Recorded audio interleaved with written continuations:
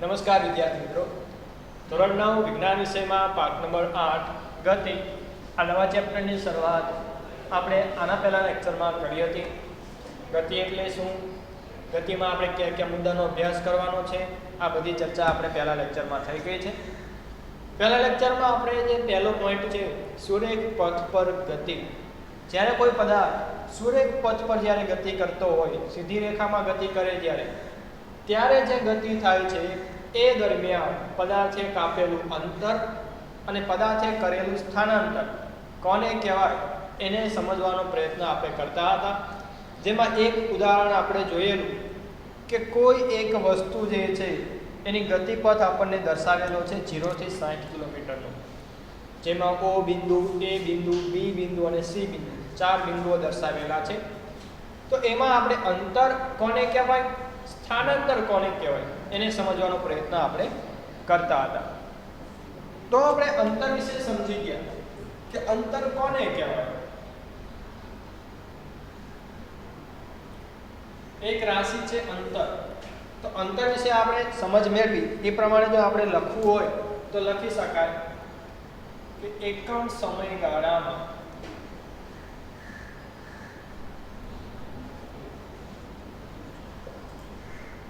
પદાર્થે કાપેલ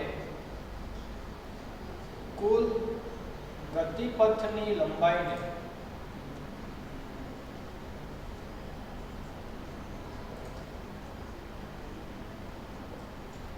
તે પદાર્થે કાપેલું અથવા તો તે પદાર્થે કરેલું, કાપેલું લખી અંતર કહે છે.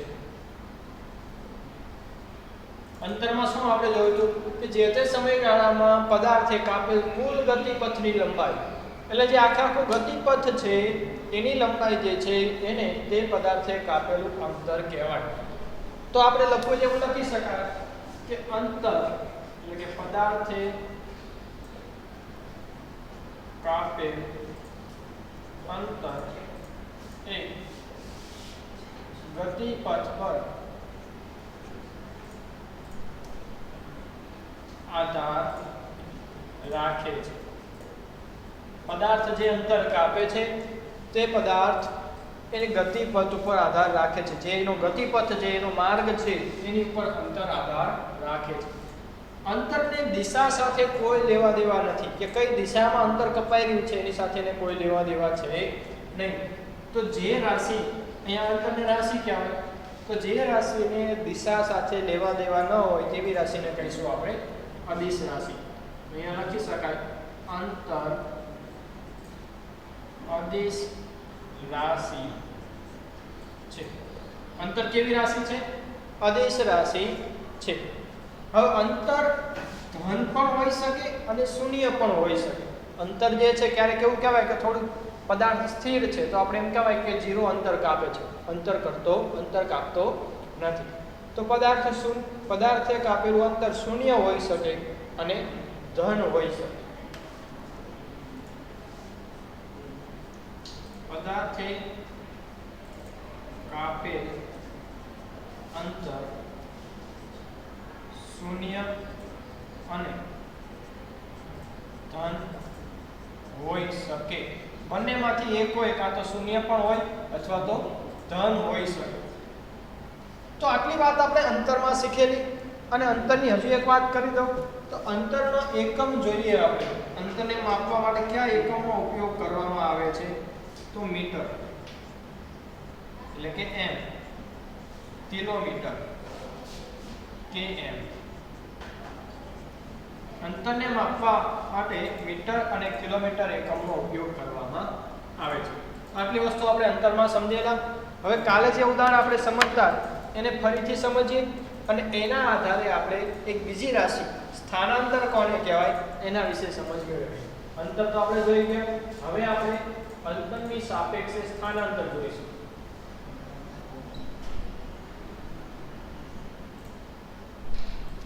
તો સ્થાનાંતર કોને કહેવાય તો એની માટે ફરીથી આપણે કાલે જે ઉદાહરણ લખેલું એ ઉદાહરણ દ્વારા જ સમજીએ.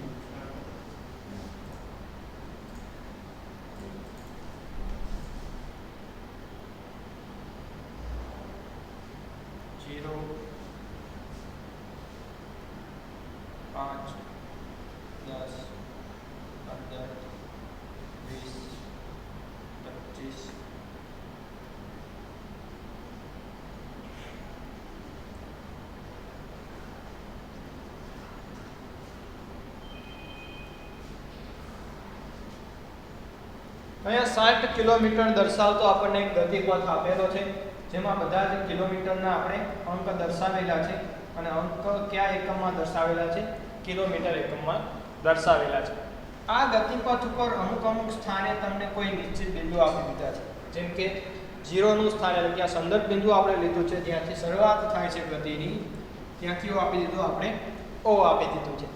ત્યારબાદ C જે સ્થાન છે ત્યાં આપી દીધું આપણે બિંદુ C, 25 કિલોમીટર અંતરે. 35 કિલોમીટર અંતરે આપી દીધું આપણે બિંદુ D, અને અંતમાં 60 કિલોમીટર જે અંતર છે ત્યાં આપી દીધું આપણે બિંદુ A. આની આધારે કાલે આપણે અંતર શીખેલા કે અંતર કોને કહેવાય. ધારો કે કોઈ પદાર્થ એ O બિંદુથી ગતિની શરૂઆત કરે છે અને ક્યાં જાય છે? A બિંદુ સુધી જાય છે, અને ત્યારબાદ A બિંદુથી થઈને ફરી પાછો B બિંદુ પાછો આવે છે, તો તેને કાપેલું અંતર કેટલું? તો અંતરની વ્યાખ્યા ઉપરથી આપણે કહી શકીએ કે પદાર્થે કાપેલું કુલ અંતર એટલે શું થાય? ગતિપથની કુલ લંબાઈ. તો એ ગતિપથની લંબાઈ કેટલી?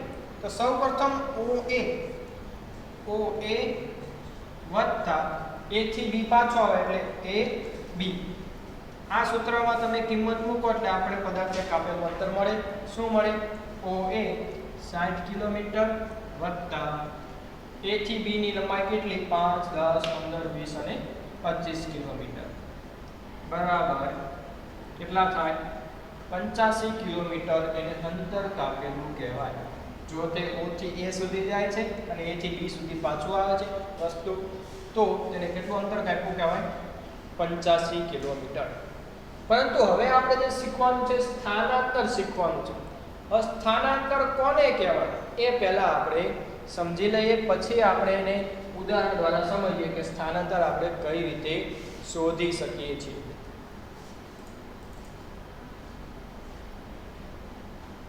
પદાર્થના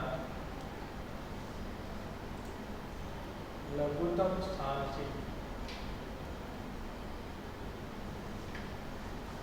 મહત્તમ સ્થાન વચ્ચેના કુલ અંતરને સ્થાનાંતર કહે છે. આ એક વ્યાખ્યા છે.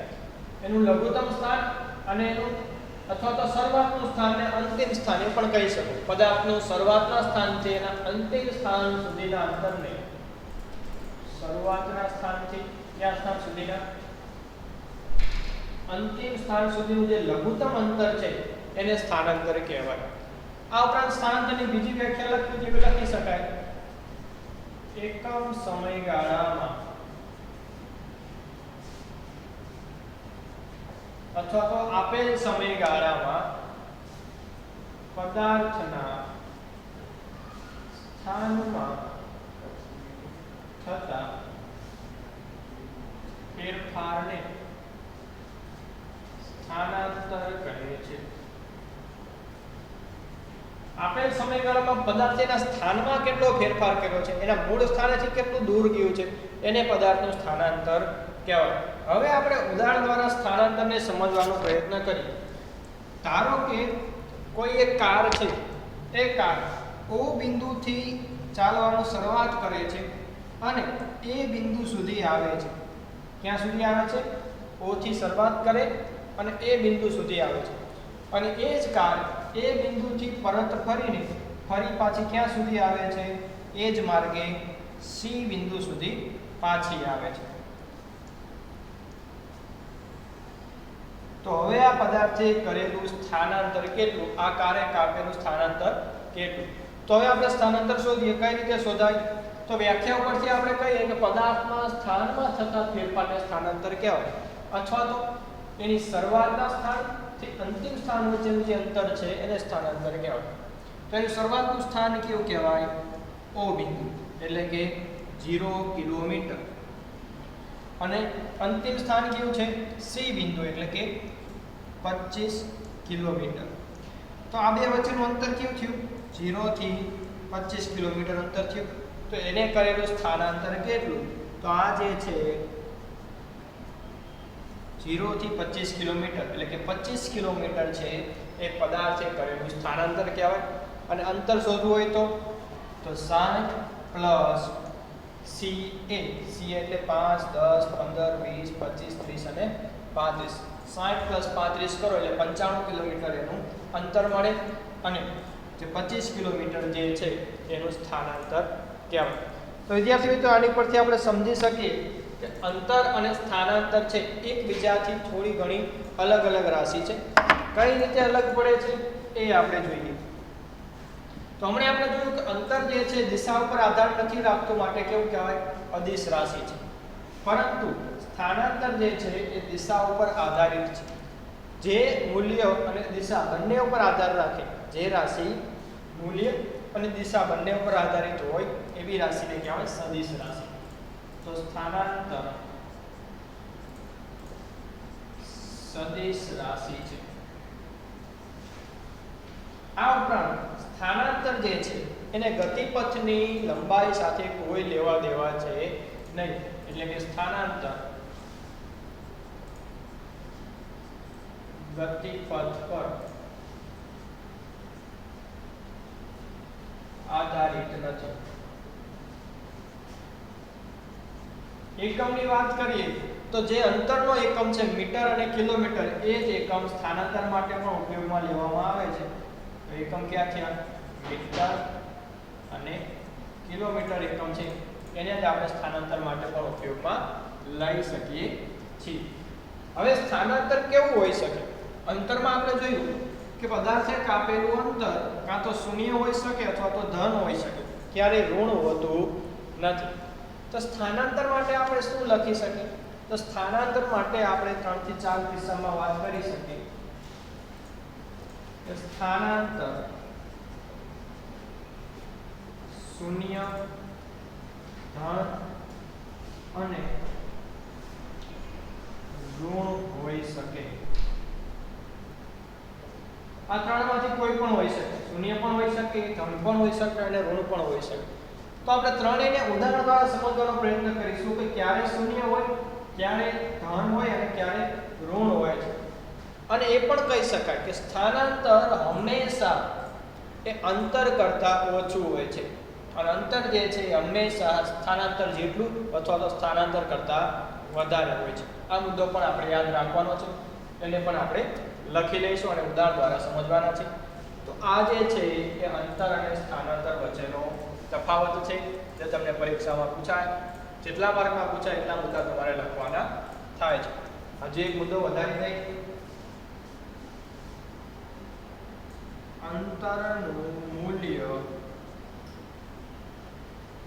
સ્થાનાંતર કરતાં વધારે અથવા સ્થાનાંતર જેટલું હોય છે. કાં તો સ્થાનાંતર કરતાં વધારે હોય, કાં તો તે સ્થાનાંતર જેટલું જ હોય, પરંતુ ક્યારેય સ્થાનાંતર કરતાં ઓછું મૂલ્ય અંતરનું મળે નહીં.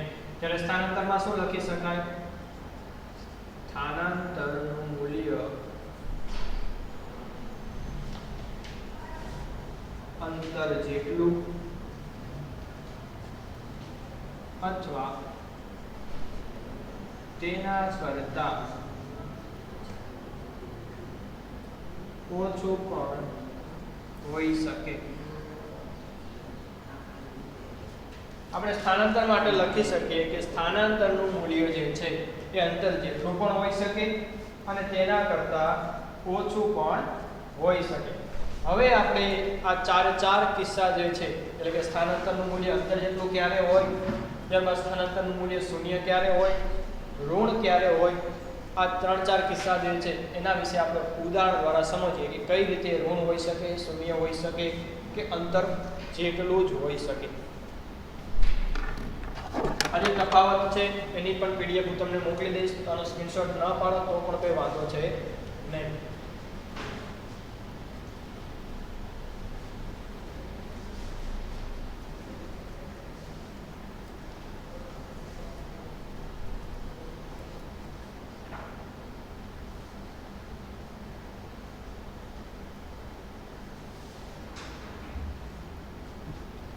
આપણે સમજવાનું છે સ્થાનાંતરનું મૂલ્ય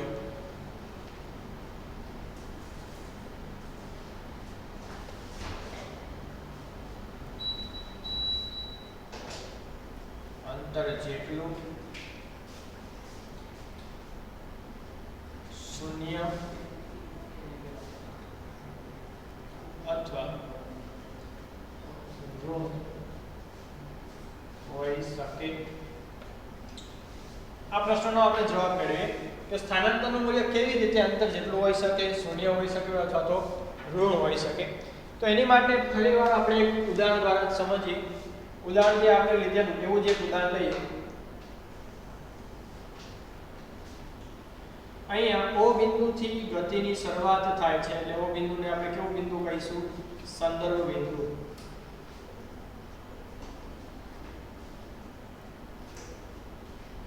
જેને આપણે સાપેક્ષ ગતિનું અવલોકન કરતા હોય એને શું કહેવાય? સંદર્ભ બિંદુ અથવા તો ઉગમ બિંદુ કહેવાય। પછી કિલોમીટર દર્શાવી દઈએ। 5 કિલોમીટર, 10, 15, 20, 25, 30, 35, 40, 50। હવે પહેલું ઉદાહરણ આપણે લઈએ કિસ્સો 1।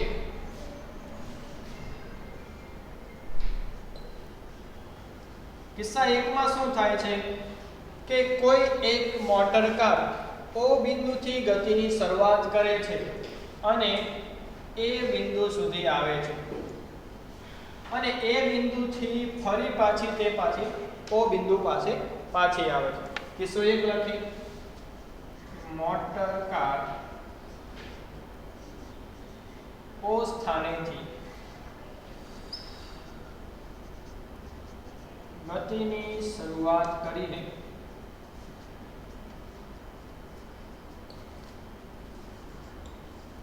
એ સ્થાને પહોંચે છે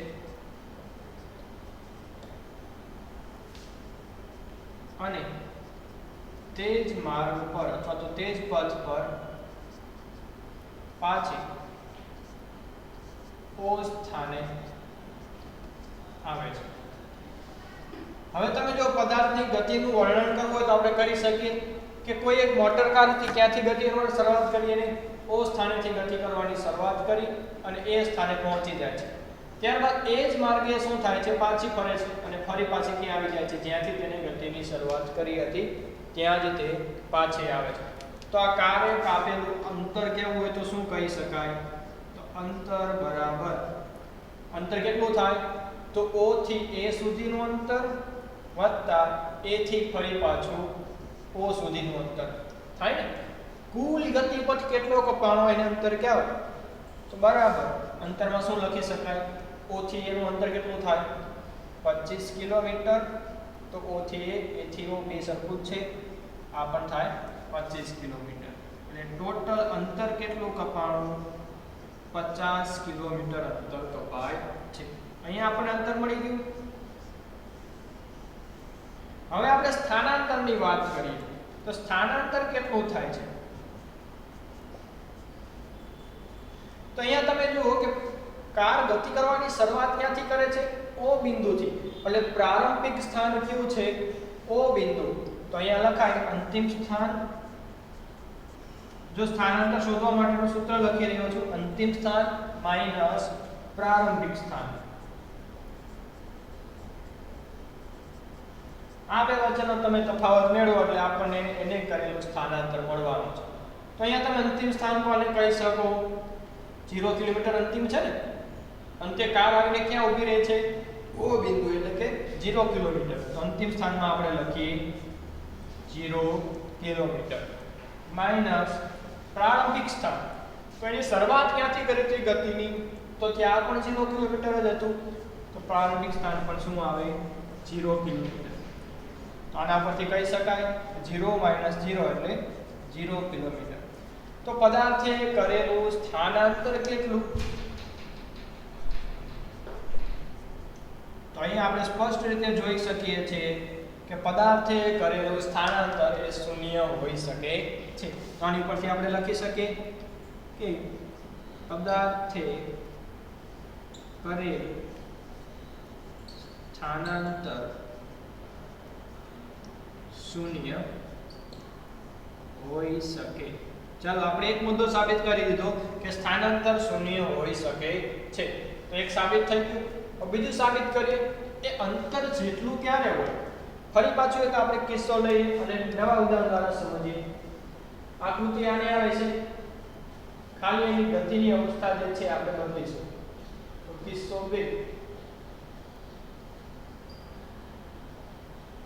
કિસ્સા 2 માં શું થાય છે કે કોઈ એક મોટર કાર O બિંદુથી ગતિની શરૂઆત કરે છે અને બિંદુ B સુધી આવીને ઊભી રહી જાય છે.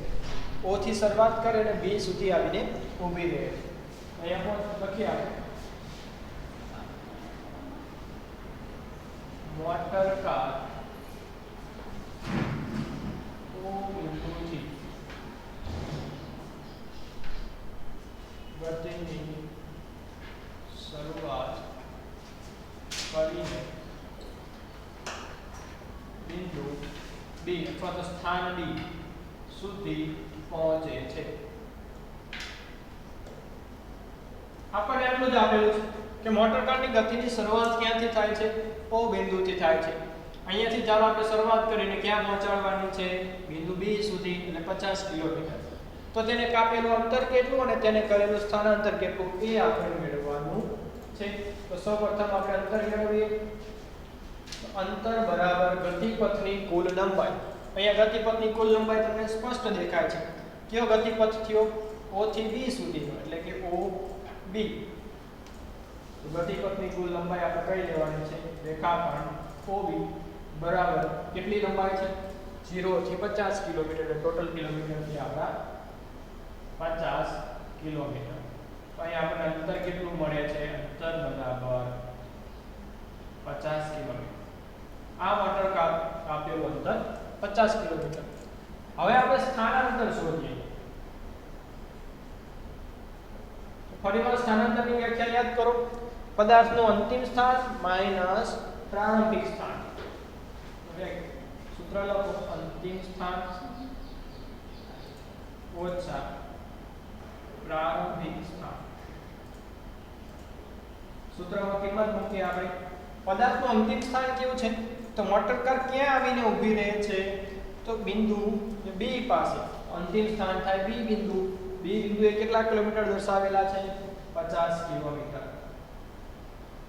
ઓછા પ્રારંભિક સ્થાન. ગતિની શરૂઆત ઉગમ બિંદુ ક્યાં હતું? ઉગમ બિંદુ O પાસે. તો પ્રારંભિક સ્થાન કેવું કહેવાય? 0 કિલોમીટર. તો બેની બાદબાકી કરો એટલે આપણને સ્થાનાંતર કેટલું મળવાનું છે? 50 કિલોમીટર. અહીંયા આપણને સ્થાનાંતરનું મૂલ્ય મળે છે કેટલું? 50 કિલોમીટર. આની ઉપરથી શું સાબિત થયું કે અંતરનું મૂલ્ય પણ 50 કિલોમીટર અને સ્થાનાંતરનું મૂલ્ય પણ 50 કિલોમીટર. એટલે કે અંતર બરાબર સ્થાનાંતર.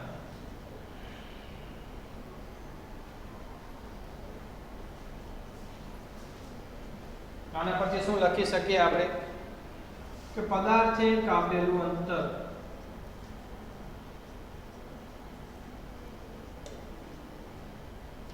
અથવા તો પદાર્થે કરેલું સ્થાનાંતર એ સ્થાનાંતરના મૂલ્ય જેટલું પણ હોઈ શકે.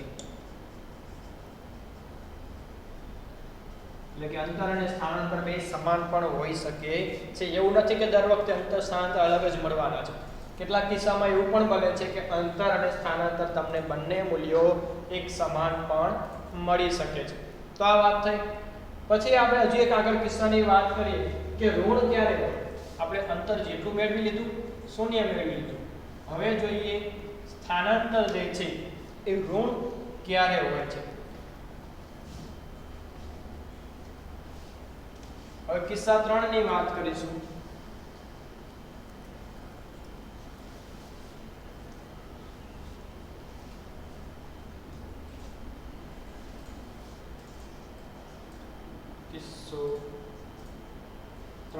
કિસ્સા 3 માં એવું કહે છે કે એક મોટર કાર B બી સ્થાનેથી એ સ્થાનેથી ગતિની શરૂઆત કરીને ડી સ્થાને પહોંચે છે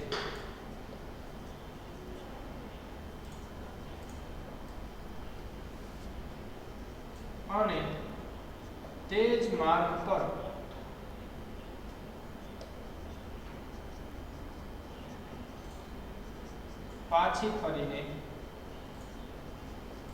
પાછી ઓ સ્થાને પહોંચે છે।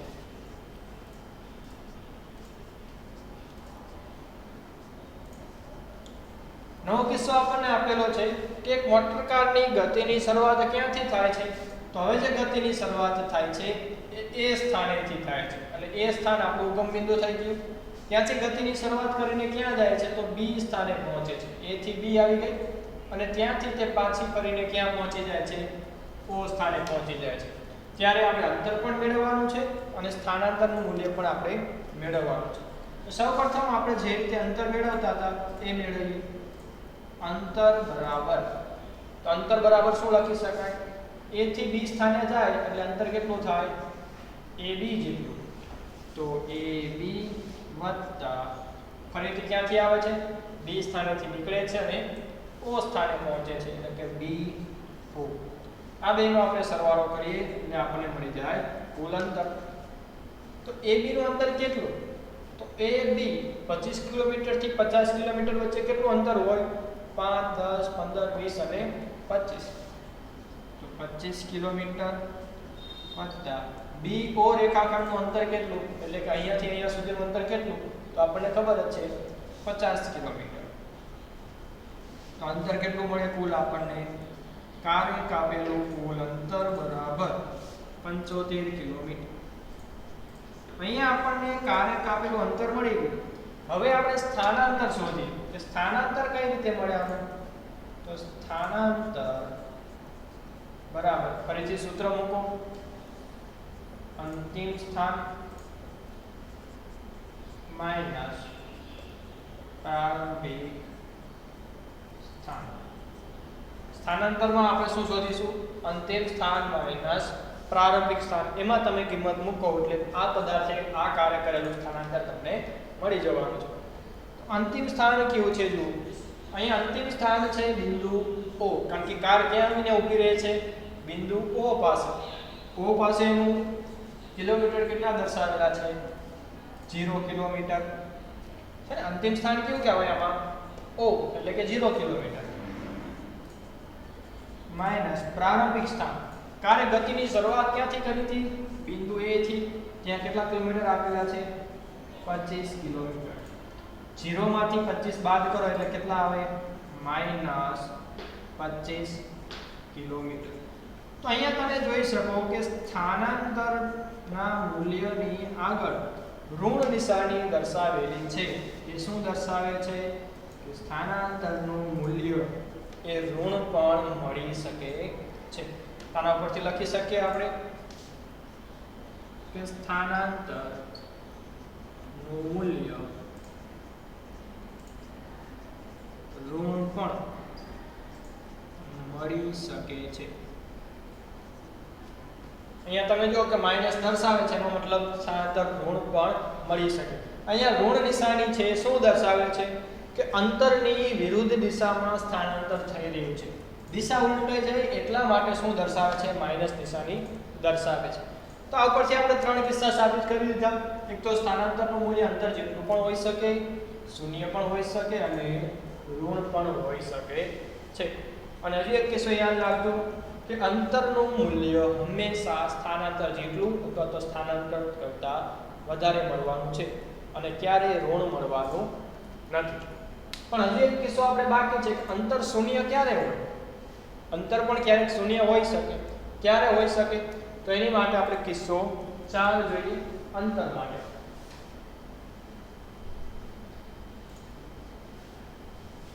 તો એની માટે આપણે શું લખીએ? એક મોટર કાર O બિંદુથી ગતિની શરૂઆત કરીને ફરી પાછી O બિંદુ સુધી પહોંચે છે। O બિંદુથી સ્થિતિની શરૂઆત કરે છે અને ક્યાં પહોંચી જાય છે? ફરીથી O બિંદુએ। એટલે કે મોટર કાર અહીંયાથી ગતિની શરૂઆત કરી અને ચલાવી લખી બિંદુ અથવા તો મોટર કારની ગતિ જ નથી થતી એમ કહીએ તો ચાલે. ઓ બિંદુથી શરૂઆત કરે અને ઓ પાસે પહોંચે છે એટલે પોતે ગતિ કરતી જ નથી. આવા કિસ્સામાં શું કહી શકાય? પદાર્થે કાપેલું અંતર કેટલું છે? 0 કિલોમીટર. 0 કિલોમીટર અંતર પદાર્થ કાપે છે. અંતર 0 તો સ્થાનાંતર પણ કેટલું હોય? 0 જોવાનું. જે પદાર્થ સ્થિર હોય એનું અંતર કેટલું થાય? 0 કિલોમીટર. તો આ વાત થઈ અંતર અને સ્થાનાંતરની અને એના મૂલ્યોની. હવે તમને અંતર અને સ્થાનાંતર વિશે સ્પષ્ટ ખબર પડી ગઈ હશે કે અંતર કોને કહેવાય, સ્થાનાંતર કોને કહેવાય, એના મૂલ્યો કેવા કેવા હોઈ શકે. હવે એની સમજ ઉપરથી આપણા પાઠ્યપુસ્તકમાં એક ઉદાહરણ આપેલું છે. એ ઉદાહરણ તમે સમજી જાઓ એટલે અંતર અને સ્થાનાંતર વિશે તમને સ્પષ્ટ સમજ પડી જવાની છે.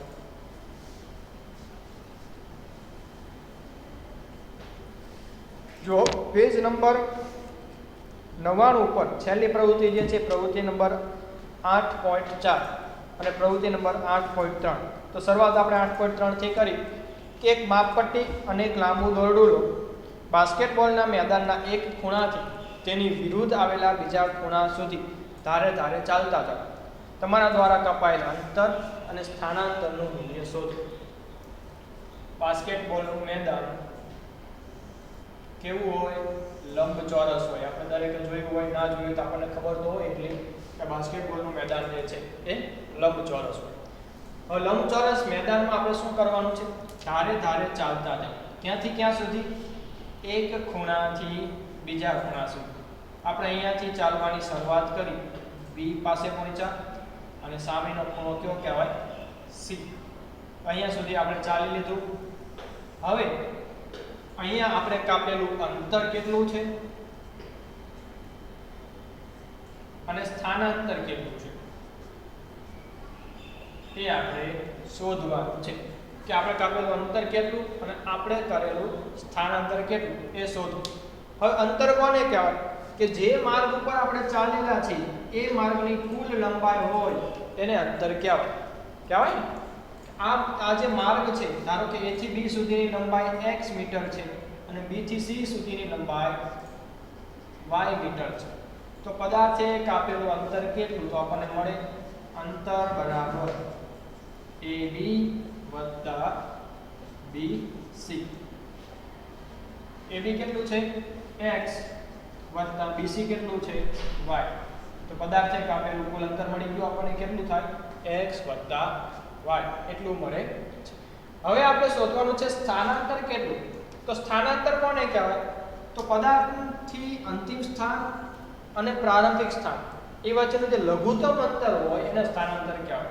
તો પદાર્થનું અંતિમ સ્થાન અને પ્રારંભિક સ્થાન કેવું છે? તો પ્રારંભિક સ્થાન કહેવાય એ અને અંતિમ સ્થાન કયું કહેવાય?